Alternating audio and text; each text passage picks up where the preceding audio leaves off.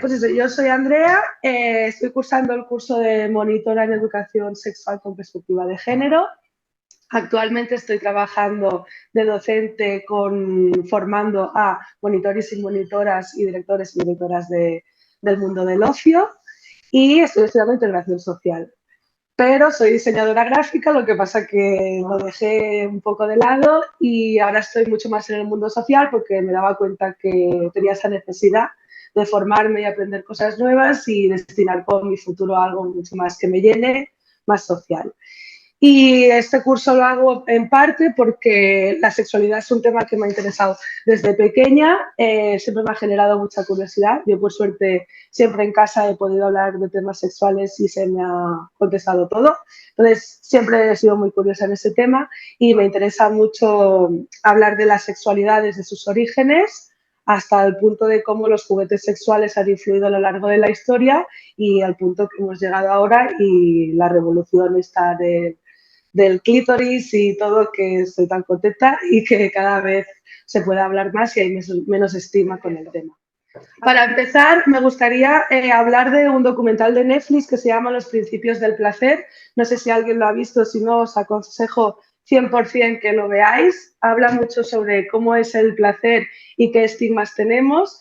Me gustaría que pudiéramos ver un cachito pequeño para quien no lo haya visto, porque me entra mucho en el tema y es una manera de entrar en lo que es el placer y cómo va a influir a lo largo de la historia. Bueno, el placer es... ¿Qué significa placer?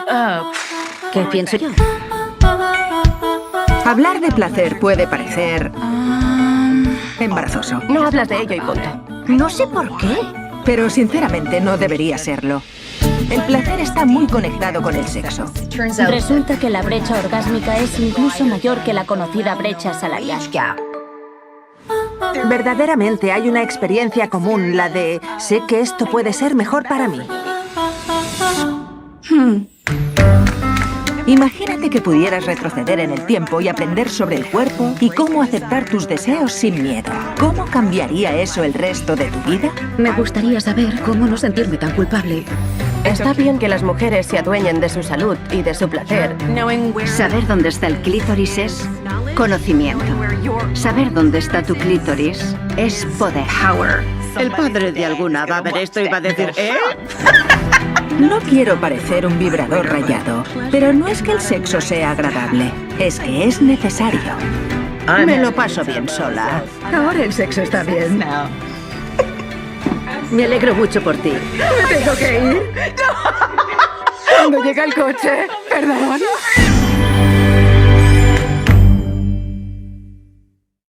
El corto el tráiler trataba sobre cómo el placer nos puede influenciar y cómo qué estigma social hay en el placer femenino sobre todo, y habla como de que existe una brecha más grande que la salarial en la diferencia entre el placer masculino y el placer femenino, y me iba bien como para introducir todo el tema del placer y en la historia, ¿no? Pero ahora vamos a lo que yo considero el placer, que también lo descontextualizo un poco del tema sexual y me voy un poco también a las sensaciones variadas que es el placer. El placer sexual no solo es en la cama, sino que hay muchas cosas en la vida que nos pueden transmitir placer, como por ejemplo viajar, comer algo que nos gusta mucho. Entonces, son esas sensaciones que nos produce el cuerpo porque obtenemos placer y satisfacción.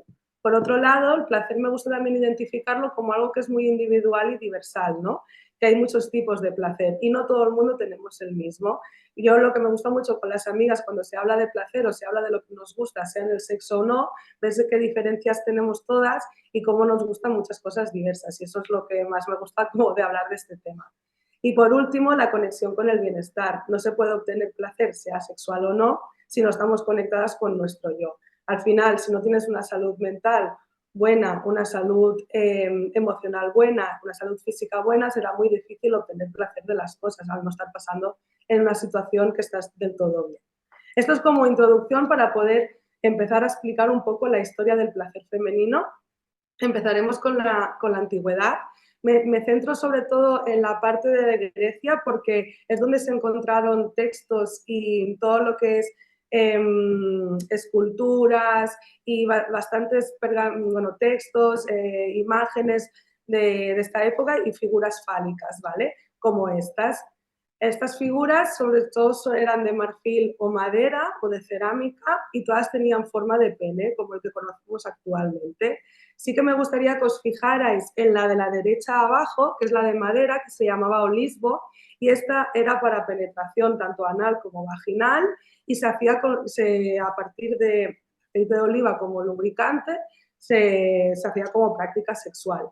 Como detalle, solo las mujeres viudas o solteras lo podían usar, no lo podían usar las mujeres casadas, porque en esa época las mujeres casadas solo podían tener sexo, no hablo de placer, con el matrimonio. También, como detalle, ya nos vamos a la Edad Media, hago como un resumen muy rápido de cada época, porque si no nos alargaríamos mucho, hay como mucha historia en todo, pero hago pequeños detalles, ¿vale? En la Edad Media nos encontramos que la cultura es totalmente religiosa, entonces cuando hay religión el tema del sexo es más tabú. Cuando hablaban de sexo o todo lo que era la sexualidad y sobre todo en la mujer, estamos hablando de que era pecado, la abstemia y todo lo que promovían era en contra del sexo.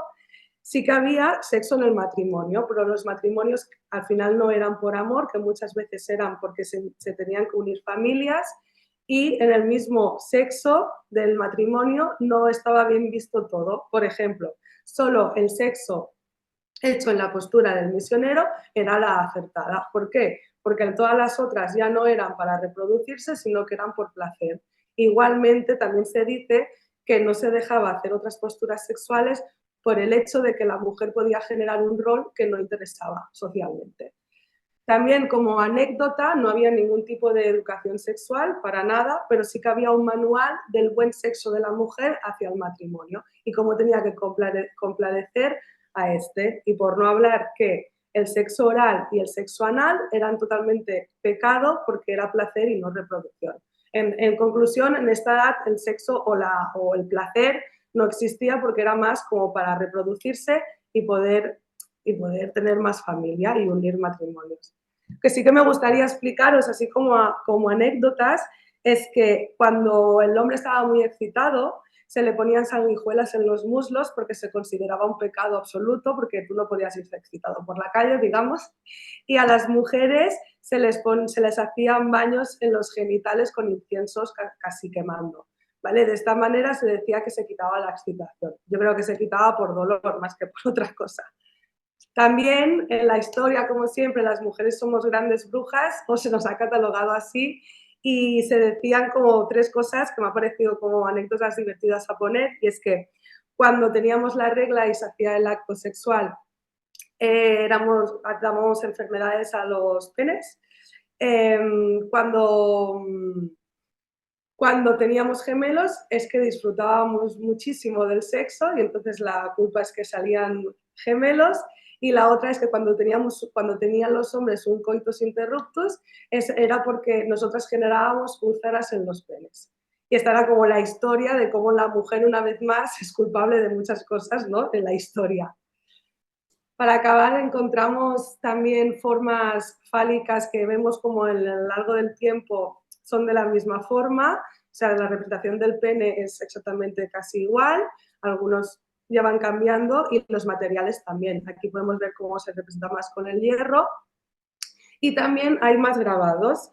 En los grabados lo que genera es una estimulación más en la parte vaginal, y se hacían para generar unas nuevas sensaciones, ya que les gustaba mucho más y eran más placenteros. O sea, que ya empezaron como a introducir nuevas cosas que, aunque fuera pecado, a que les gustase más. Entonces, si nos vamos al Renacimiento lo que vemos sobre todo no tenemos como objetos fálicos que hemos visto hasta ahora, pero sí tenemos muchas pinturas, muchas esculturas que nos representan escenas sobre todo entre hombres. También hay alguna mujer, pero se les consideraba más las diosas. Entonces, con posturas muy, muy, muy sexuales que nos pueden alentar, o podemos ver como el sexo no se hablaba, no era un tema de conversación, pero sí que lo vivían con normalidad por lo que es la representación.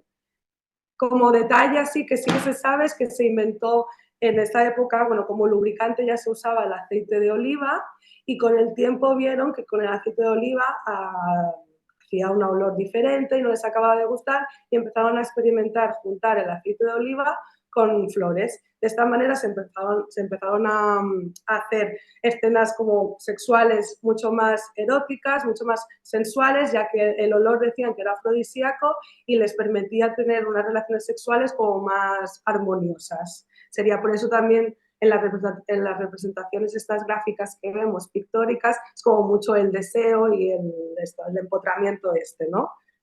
Entonces, si nos vamos del siglo, voy como saltos muy grandes, pero así lo resumo mucho, del siglo XVIII al siglo XIX vamos a empezar por la Revolución Industrial. En la Revolución Industrial, ¿qué pasa? Hay un cambio brutal, que pasamos del campo a lo que es la industria. Entonces, eso generacionalmente y las familias también cambiaron. Entonces, ¿qué pasó? Que cambiaron también los roles. A partir de ahora las mujeres también trabajan y los roles cambian. También el entretenimiento empieza a ser diferente, ya que hay una revolución industrial, hay más revistas y hay más publicidad erótica y todo el tema se convierte como más latente, ¿vale? Entonces, cada vez se va hablando más y van cambiando más los roles entre la mujer y el hombre, aunque el sexo empieza a ser, continúa siendo en el matrimonio. Lo único que sí que se dice es que cada vez más se intimida más, o sea, ya no es sexo para reproducción, que también, pero ya se empieza a intimidar un poco más, tiene más nombre el placer en sí, que de momento el femenino aún no es del todo. Y aquí es donde viene la gran. A finales del siglo XIX es cuando se inventa el primer consolador. Le digo consolador, que ahora ya no se dice, porque ahora entenderéis, porque esto era para consolar, no era para dar placer, y se les daba a las mujeres porque se creó una enfermedad que era la histeria femenina. ¿Qué era la histeria femenina? Se consideraba que las mujeres que tenían desmayos, dolores de cabeza, irritabilidad fácil, todo lo que era, que no sabían lo que era y que la mujer estaba irascible, era histeria femenina. También hoy en día se dice que no es que fuera histeria femenina, sino que la falta de placer y la falta de, como el cuerpo borrado, ¿no? Esta falta de saber quién somos y qué tenemos ahí, hizo que tuviéramos mucho más irritabilidad y más mala leche y claro, también estábamos encerradas en casa, quiere decir que al final todo influía, ¿no? Esta enfermedad, por cierto, ya no existe, está erradicada y no se considera histeria femenina para nada, ¿vale? Al final era una enfermedad que solo afectaba a las mujeres, entonces cuando esta mujer estaba irascible, se le llevaba al médico, se introducían esos aparatos, se tenía un orgasmo y se decía que con el orgasmo se controlaba la histeria.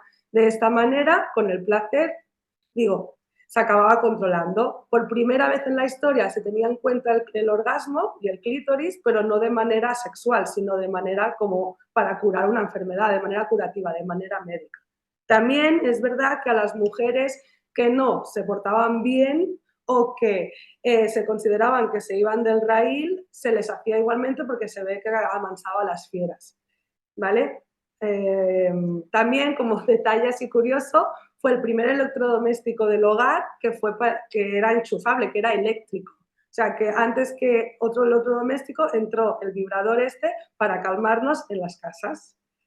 Entonces, si nos vamos al siglo XX, aquí ya empieza todo a ser diferente porque a partir del 1960 es cuando viene la revolución sexual, la cultura hippie. ¿Qué contrae la cultura hippie? Todo el movimiento liberal, el movimiento más de paz y amor, probar diversidades sexuales diferentes, se empieza a aceptar que no solo hay una sexualidad y que hay muchas. Entonces, todo esto también lleva a que se empieza a hablar mucho más de sexualidad, de placer femenino y que haya diferentes luchas. También es una época que empieza a haber la píldora y es muy importante porque ya la mujer puede empezar a valorar sus relaciones sexuales y si quiere reproducirse o no, cosa que es muy importante eso en la historia. Y aparecen también estos vibradores que ya eran enchufables. Estos vibradores eran súper baratos, se daban a las parejas, o sea, las podías usar en casa y se daban a las parejas heterosexuales que tenían problemas de disfunción, sobre todo, y era para la mujer. Se masajeaba todo el cuerpo y estaba permitido también las zonas íntimas, porque así no era pecado y era algo que a la vez les daba placer y a la mujer le relajaba. Porque, como siempre, la culpa de que el hombre fuera disfuncional era que la mujer no funcionaba. Así como detalle, deciros que se inventaron diferentes cabezales de este vibrador y también servía como batidora. O sea, servía para las dos cosas. Ah, y sí, eran nuevos materiales. Ya empezó con el caucho, el plástico y el látex. Lo único que no se podían lavar, por eso me acordaba ahora, porque lo usaban como batidora, diferente cabezal, pero no los podían lavar. Y por otro lado se sobrecalentaban. Entonces, claro, no les duraba mucho. La buena noticia es que era bastante asequible. Y entonces es donde entramos en la segunda ola del feminismo. Esto sí que ya era la lucha feminista total, que es cuando se consigue que el aborto sea legal o se intenta, la píldora anticonceptiva, que todo el mundo tenga derecho y sea accesible, y también a todo lo que son los condones. ¿Vale? En esta lucha feminista, en esta ola, se lucha mucho por el cuerpo de la mujer, porque nuestro cuerpo es nuestro y que solo nosotras podemos decidir, y entonces se empezó a hablar del placer femenino, perdón. Es donde se empezó a dar por primera vez un nombre, se empezó a estudiar el clítoris y todo eso, salvando las distancias en la actualidad, pero es donde por primera vez empezó a haber como una ola de esperanza a que las mujeres también queríamos disfrutar del sexo. Y para acabar, en esta línea del tiempo, nos vamos al siglo XXI, donde ya en teoría se puede hablar mucho más de sexo, tendríamos que ser mucho más liberales. Aún hay estigmas, pero creo que gracias a que empieza a haber una aceptación y un reconocimiento, también sobre todo en la diversidad, que creo que es importante, en no juzgar, y que poco a poco, con la revolución de los juguetes sexuales que ahora mismo hay para todo el mundo, con todas las necesidades que uno quiera, todos los valores, lo que quiera, es necesario, ¿no? Esta aceptación de nuestro cuerpo. También empezamos a ver educación sexual. Nos va a gustar más o menos cómo se está haciendo, pero porque yo, si recuerdo la mía, es fatal y creo que hoy en día se está intentando, pero bueno, poco a poco. Es cuando se empieza, ¿no? Podemos hablar que hay como una llama o una espurna en lo que es la historia, ¿no? De la educación sexual, del placer femenino y en las ganas que tenemos de autoconocernos y de estimularnos y de todo. Entonces aquí es donde saludo a el clítoris, que es un órgano que en la historia ha estado olvidadísimo, como hemos podido ver. Es complicadísimo y hasta ahora se sabe que hay muchas terminaciones y bueno, mi compañera ha comentado un poco sobre el clítoris también y hemos visto cómo tiene de todo.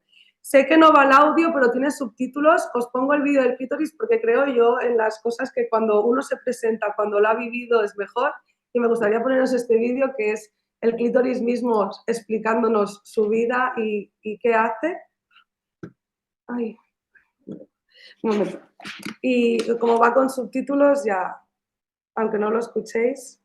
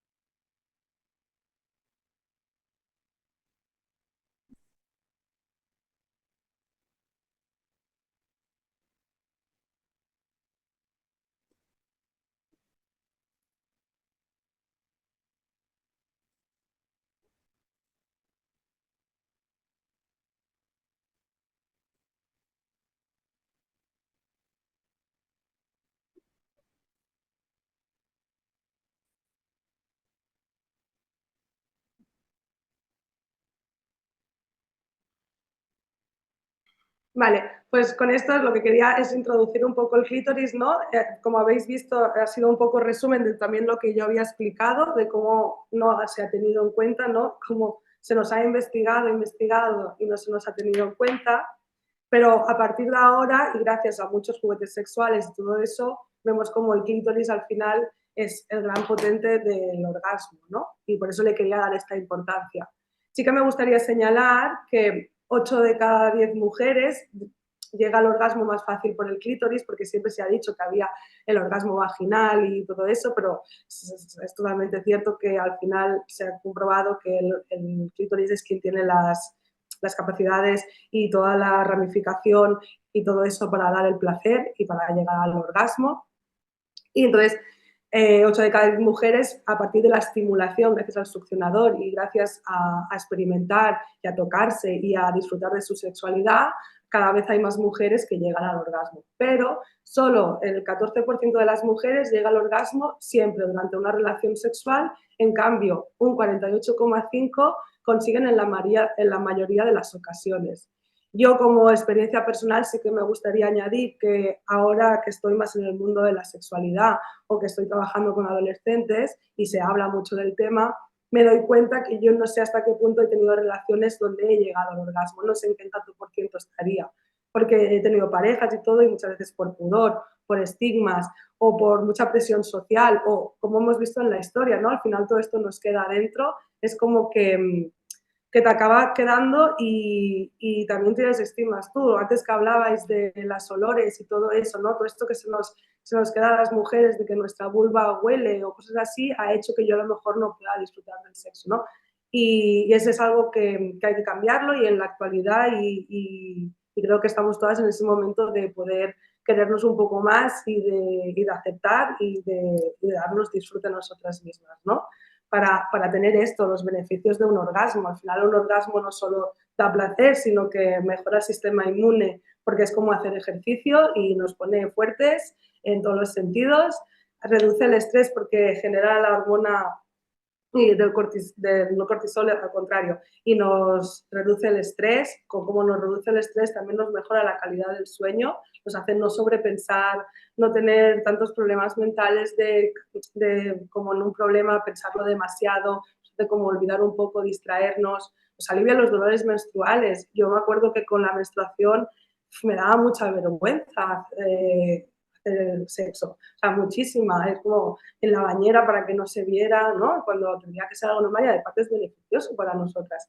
Disminuye el riesgo cardíaco o mejora la concentración, se dice que ayuda un montón a poder concentrarse porque nos ayuda a estar en un tema y me parece que como solo por los beneficios que tiene también lo tendríamos que tener en cuenta y tocarnos un poquito más.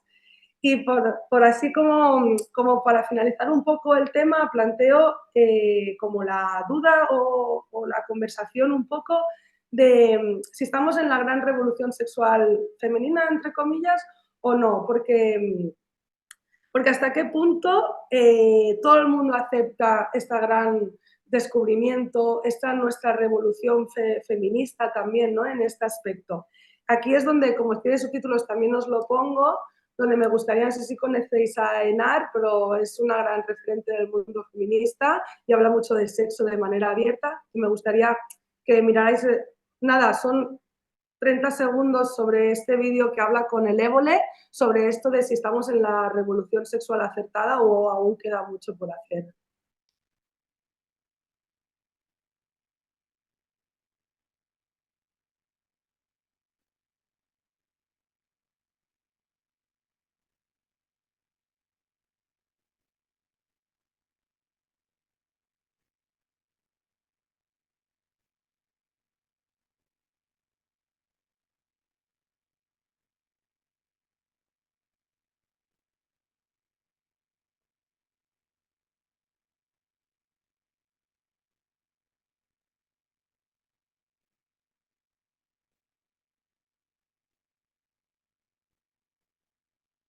Vale, y esa es como la duda, ¿no? De yo me he encontrado así, en esta situación. ¿Hay miedo al placer femenino? O sea, hasta qué punto yo personalmente, me gusta añadir también como vivencias, porque creo que la mía puede ser compartida con muchas. Yo he llegado a estar en una relación sexual, yo he llegado a sacar un juguete sexual, un succionador, y mirarlo como ¿qué es eso? ¿Por qué? Si conmigo tienes suficiente, ¿no? Masculinidad frágil de que se piensan que a veces perteneces como cuerpo y que solo ellos te pueden dar placer, ¿no? ¿Por qué no jugar con el placer mutuo? ¿Por qué no los dos poder jugar con el mismo placer? Al final, yo el placer, como lo entiendo, femenino o no femenino, es ver también el placer del otro. Si yo no puedo usar mi placer, ¿hasta qué punto yo voy a poder disfrutar de esas relaciones sexuales, ¿no? Y es con lo que dice Naras, ¿por qué tienen miedo al placer femenino? Si estamos en la revolución sexual, estamos en el momento de crecimiento, hay una revolución industrial del mundo del juguete sexual increíble, y aparte hay masculino y femenino, hay para todas las diversidades. ¿Por qué hay ese miedo al placer, no? Les vamos a quitar el trabajo. Y a partir de aquí, y como para acabar, dejo esta duda en el aire, si es un miedo al placer femenino o cómo es, pero me gustaría como concluir con diferentes referentes que trabajan este tema, y me parece como muy interesante ver cómo se trabaja, porque creo que he hecho el trabajo de pensar, ¿es opinión mía, es una opinión social o es algo que a mí me enfada y solo es a mí? Entonces, he buscado referentes que me ayudan a ver que hoy en día, uno, se está hablando más de sexualidad, cosa que me alegra y ya no es tanto tema tabú, y dos, que se habla de manera normal y también se puede hablar de manera graciosa, y también están enfadadas un poco con el mundo, y me ayuda a compartirlo, ¿no? No sé si conocéis a la ilustradora Flavita Banana. Flavita Banana usa como mucho el humor inteligente, el humor con viñetas. Trabaja de ilustradora y también para el periódico, hace viñetas mensuales. Y bueno, estas he cogido las que tratan sobre el tema mío, que es la mujer y el sexo, y sobre todo hetero básico, ¿vale? Entonces, bueno, pues vemos diferentes viñetas, como la de Me aburro, o lemas, o a mí mi preferida es la de abajo a la derecha, que ella está empalmado y dice, ¿qué tal ahora si despertamos mi interés, no? Es como, ahora, ¿cuándo me toca a mí? Y por esta línea también me gusta mucho Liona Ivanova, que tiene un libro que se llama Sex O, que habla sobre todo de sexo femenino y del placer femenino. Estas viñetas son de su libro, y la verdad que lo hace desde una edad bastante temprana, o sea que antes de la adolescencia hay viñetas que ya se podían introducir, y pero sobre todo para empezar a quererse un poco, ¿no? Como por ejemplo de abajo a la izquierda, que no es hago lo que me sale del coño, sino amo lo que me sale del coño, ¿no? Vamos a querernos un poco más, vamos a empoderarnos en esto. O la que está el vibrador y dice, es que está muy pixelado, pero no se puede comparar eso con esto, ¿no? Y el hombre como mirándose dice, pues mejor no. Que todo se puede unir en el sexo y todo es divertido, pero al final, ¿por qué le tienen tanto miedo a esto? También como referentes en el mundo actuales, Amantis, que es una tienda de juguetes sexuales, para quien no la conozca, está en diferentes sitios como Barcelona, Valencia, Madrid. No lo cojo como tienda, que para mí como tienda es un 10, sino también como vemos que hoy por en día podemos ir en el tren o en el metro y la misma publicidad ya puede ser sexual y no hay un estigma, no hay un tabú detrás. Eso me parece como culminante, ¿no? De que podemos tener un anuncio de desodorantes y un anuncio sexual al lado, implícito o no implícito, y no nos sorprende. Para mí creo que las cosas se están haciendo bien cuando la sexualidad se puede hablar de manera tan libre, que incluso la publicidad del metro o de las calles ya habla sobre sexo. Y después, referente como el que más, Plátano Melón. También por ser una tienda 10 donde comprar y todo, sino también yo ya me baso, y por mi defecto profesional, en el tema del diseño, en cómo se vende la sexualidad, los juguetes eróticos y todo este mundo que a veces es muy difícil entrar a un público, de manera graciosa, de manera divertida, haciéndolo como normalizándolo, y cómo las ventas y que tienen, las entrevistas que tienen, si no las conocéis, mirarlas porque son brutales, aprendes un montón. En las redes sociales enseñan trucos, te dan consejos. Creo que es una manera de vender a nivel de marketing el sexo de manera muy bien y de manera muy lógica. Y hasta aquí sería mi presentación. Gracias.